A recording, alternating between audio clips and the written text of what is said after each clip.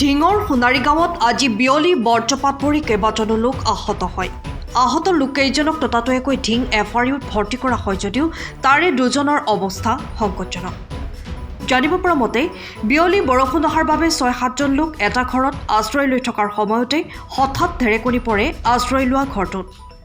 ঢেৰেকনিত মুস্তাকিন আলম, আকজৰ আলী, খাইৰুল ইছলাম, ৰৌজানা ইয়াছমিন গুৰুতৰভাৱে আহত হয়। আহত লোকসকলক ততাতৈয়াকৈ ঢিং FRUত ভৰ্তি কৰাই স্থানীয় ৰাইজে। দুজনৰ অৱস্থা সংকটজনক বুলি জানিব পৰা গৈছে। 4:30 বজাত বৰষুণ আহিছে। বৰষুণত আমি এটা ঘৰত বৰষুণৰ অসুবিধাত এটা ঘৰত বহিছিলোঁ।